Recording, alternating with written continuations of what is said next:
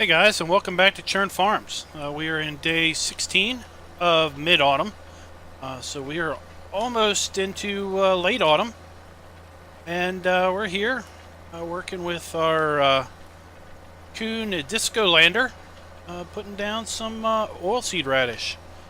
We're going ahead and cultivating up our wheat field here, and putting down some oilseed radish at the same time, so that we are going to get basically when we're done we'll have two levels of fertilization on this field, because we've already sprayed this field once, and the oilseed radish, once we cultivate that in come next spring, we will have ourselves a second fertilization level. And we'll likely be using a seeder that has that fertilizes at the same time that it seeds, which will basically get us into our third fertilization state. So we've got the Disco Lander here. As I said, this is part of the Coon pack, and we're cultivating in front and putting down oilseed radish in the back. I guess the biggest downfall to this particular implement is that it only holds 400 liters of seed. So it could hold a little more seed if you ask me. But we do have the Coon disc, or a seed hopper that can go on the front of this, and we might need to switch this tractor out based on this incline. Once we get a couple headlands in, we're going to switch over to going the other way on the field, so we'll probably be okay. But at any rate, we've got the disc hopper, or the seed hopper, that we could put in front to increase the capacity of this from 400 liters to 1900 liters of seed. But we're just going to see kind of how far the main seed hopper here goes as far as getting this field done. We've got a tote of seed down at the shop that we could disconnect from this, run down, get the tote, and basically put more seed in the hopper should we need to. But we'll just have to see.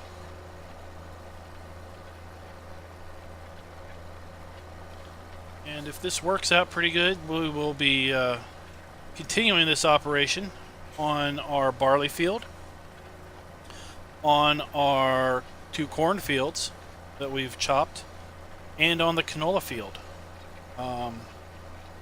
And we'll also continue this process on the cornfield that we are going to be combining for grain, and on the soybean field that we're going to be combining. So in the end, we're basically going to end up over winter with oilseed radish on all of our fields, so that then come springtime, once we have the ground thawed, we're going to cultivate that under, and then seed.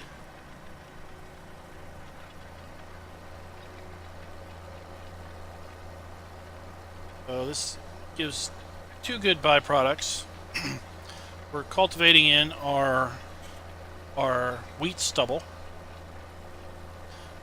preparing the seed bed, and putting in oilseed radish, which of course we will use later to till under. It's going to put the oilseed radish is also very useful over winter, as it helps hold the ground together with all of the winter rain and possible snow that may come down and kind of sit on the fields. We want to control runoff during the winter melt, and the oilseed radish, the roots will help bind the ground together in such a way to help prevent that runoff. So that's also an added benefit.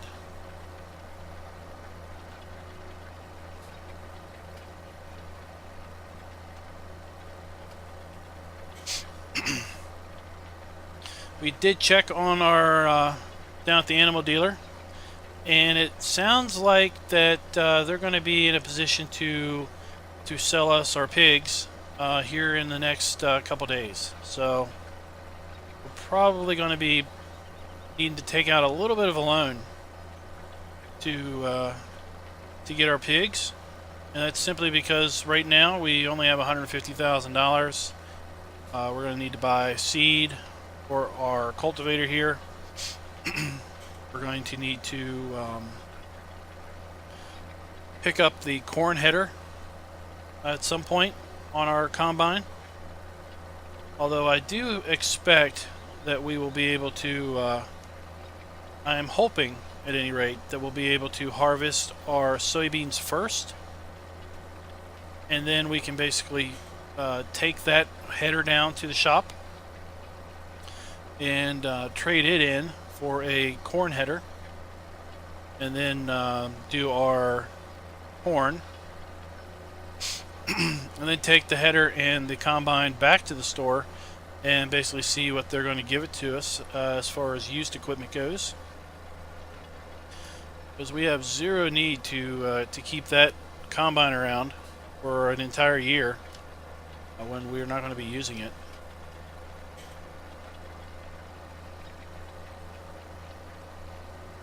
In fact, the only reason that we picked it up was in looking at the daily and hourly leasing costs of that equipment. It was going to cost us more probably than we would end up spending if we bought it outright, which we had the money to do, and then sell it back. The loss on the sale of the used equipment is probably going to be less than what the lease would have cost us, especially given the fact that the harvester is set idle for such a long time between our canola harvest and our soybean harvest, because those soybeans just were not ready at the time. So got some, might come in here over the winter and pull some of these branches out, kind of low and hanging down on the field. Probably would help our yield. Oh, down here in this corner, because that part of the field is definitely shaded by those trees. Oops.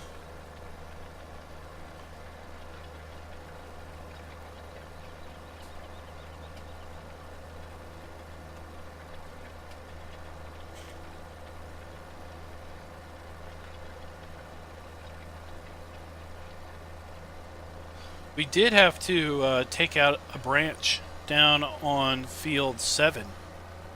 We just could not get our forage harvester, tractor, and tipper around the edge of that field without basically running into a tree limb. So we did have to pull out our handy dandy chainsaw and do a little bit of work, and cleared off a branch. Once we had that branch cleared off the tree, we were able to we were definitely able to then get the harvester around the field. So that branch is still laying over there beside the tree. We're going to need to probably go over there and cut it up some more, put it on the back of the pickup, and possibly take it down and possibly wood chip it. There's not much need for wood chips on the farm. We may process it for wood chips, just simply because the lumber dealer isn't going to give us anything. Log dealer, he's definitely not going to give us anything for little chunks of wood.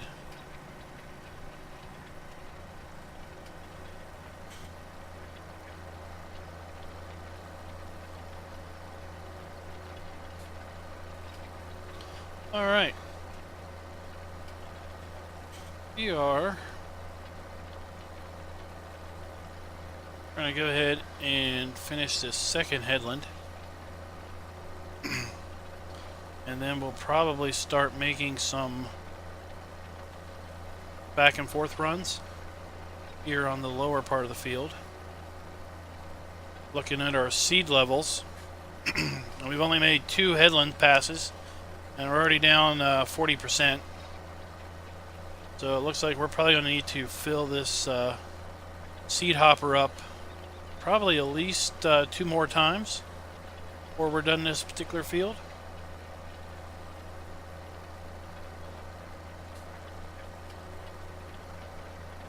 So we might as well just work down here at the lower level.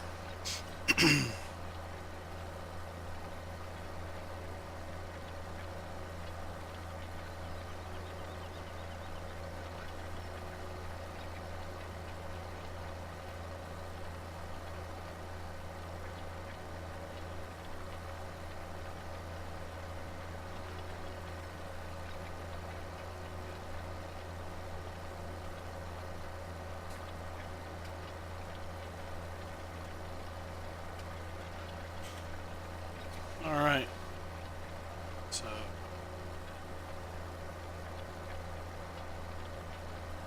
what we're going to do is when we get around here, we're just going to run straight across the field, try to make a straight line as best we can.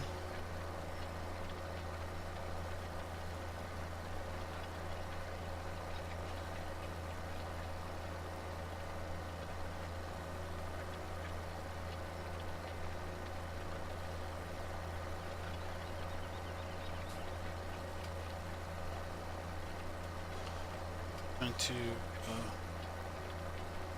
focus on that tree, and that's the point that we're going to steer towards. That's what we're going to use to basically cut this field in 2 pieces.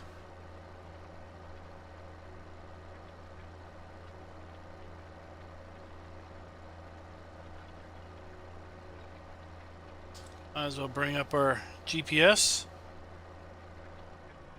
Alright. Get it rocking and rolling. Looks right.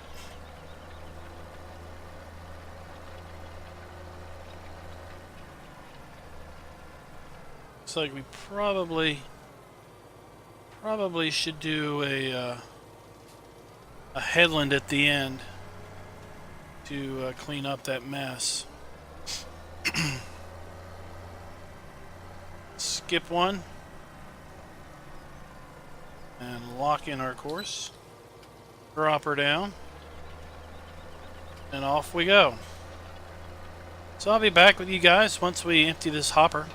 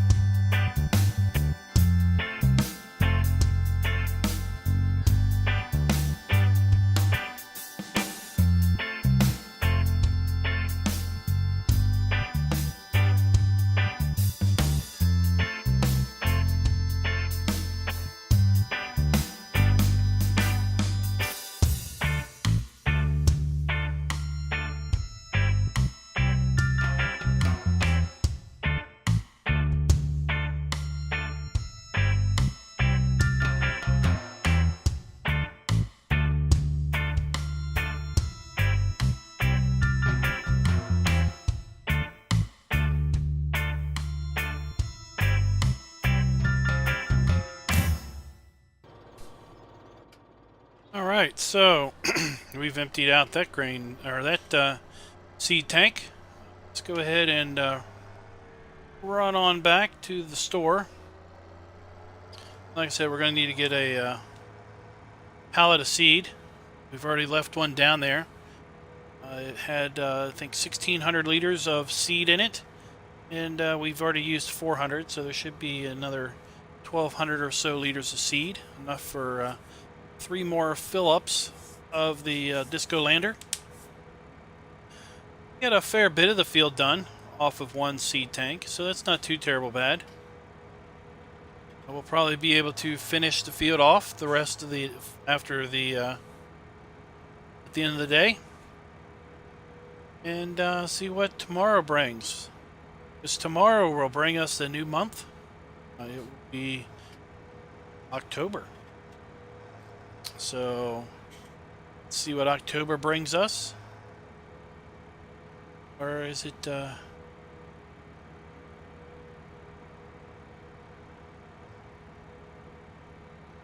Yeah, tomorrow next month. Tomorrow brings us November. So we will see what that brings us as far as our crop goes. It's fertilizer. We want this one.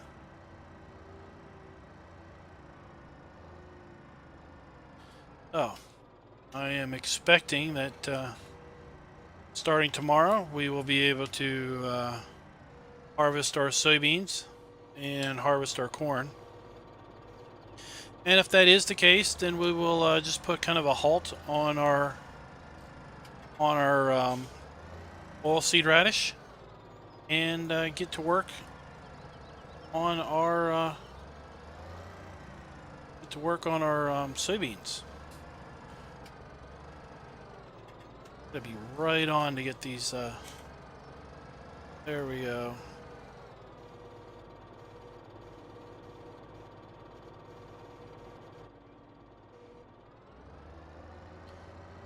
You said we have 1,225 liters of seed in this particular tote. So that's enough to fill that seed bin 3 more times.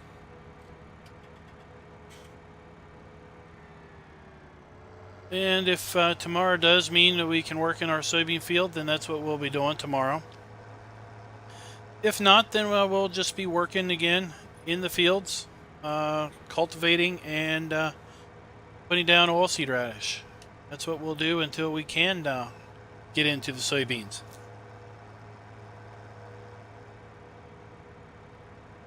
So I'm just going to keep you with me while we finish off the bottom of the field here, and then I'll finish the top of the field, by myself, and see what the day brings. Let's check our forecast. Oh, we got 2 days of. Let's see here. There. Fill this or.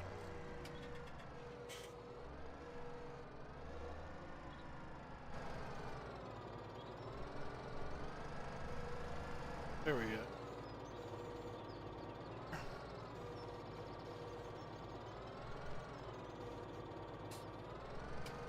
Build it. Alright. Since we're going to need this again, we're just going to leave this over here.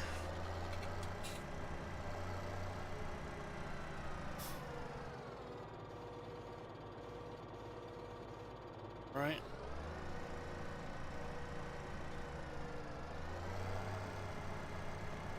So I'm looking at the forecast. Looks like we've got 2 more days of sunny weather. Then we fall back into our wet and dreary rain and sun and rain and sun. So we need to get that crop in, hopefully in the next 2 game days, if at all possible, before the rain starts on Thursday. Because if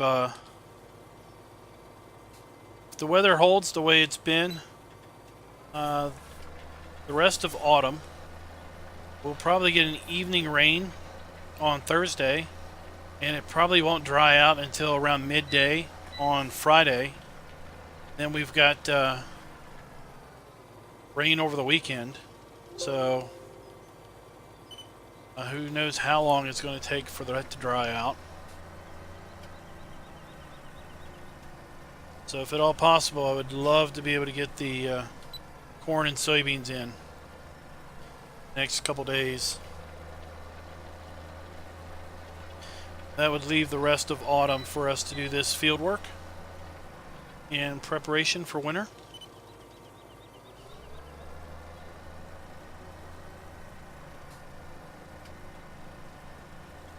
So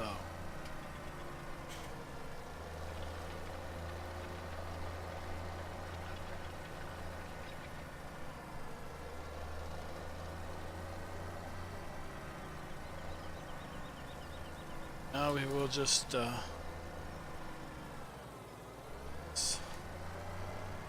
end up on this a little better.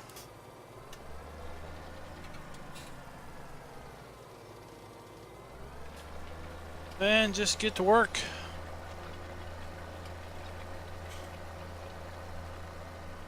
Finishing this out.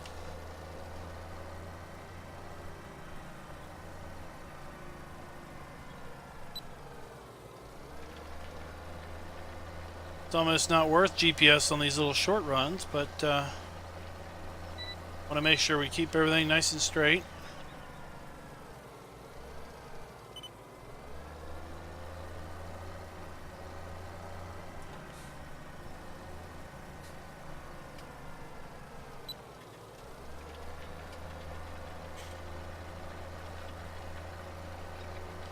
Missing a few little spots here and there. And I'd say the biggest issue with the Disco Lander here is that it, since it cultivates up front, it will basically destroy any seed that you have in the ground. So if you cultivate, if you seed, and then run the cultivator part of the Disco Lander over that area, it is basically cultivating in the seed. That's why you see these little spotches everywhere. Technically, we should have left the headlands for last, but we didn't do that here on this field. Maybe we'll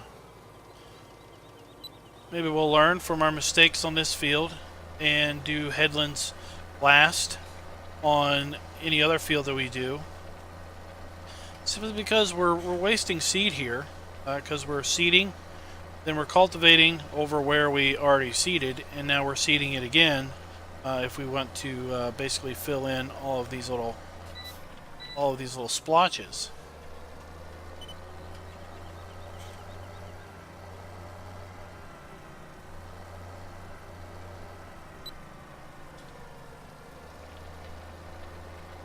So this is the kind of implement that really makes you need to think and really plan out how you're going to do the field much better than what we did here, obviously.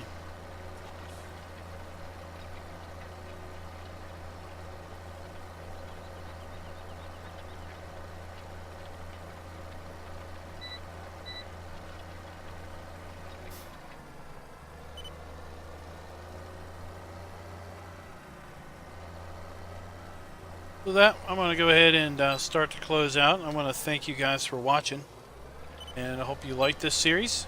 If you do, please consider clicking the like button. Please consider subscribing if you're not already a subscriber. That way you can get updated notifications of new content as it comes out. Also encourage you to go check out the PCSG web community and the 3 Dudes Gaming Network. If you're into multiplayer farm sim, then I really want to suggest you take a look at 3 Dudes and PCSG. Both websites have open multiplayer servers available to their members. The only requirement is that you be a member of the website to participate. And at least with the 3 Dudes, it is also requested that that server remain kid friendly as far as language and behavior goes, and that is simply because some of us who are Three Dudes media members have chosen to periodically stream our gameplay on that server, and we've made a conscientious decision to try to have child-friendly farm sim streams because we do know that sometimes children like to watch farm sim, and some of us have children, and we know that our own kids often will jump in and watch a stream of ours. So it's important to us that we keep that a child-friendly environment. So if you do get on those servers, we'd appreciate you kind of checking your language at the door, and just remember that you are in a community server, but you are free to come and join and play. Anybody that's played in a open multiplayer server probably knows that it's not necessarily always the most fun environment, because you can get multimedia trolls out there, for lack of a better word, that just their whole intent is to disturb your gameplay. But you're not going to have that on Three Dudes or PCSG, so I encourage you to check them out. Also check out the guys in my description. They are Three Dudes media members, and they all put out wonderful farm sim content and other content also, so I encourage you to check them out.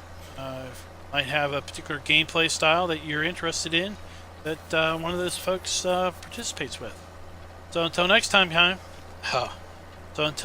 guys, happy farming.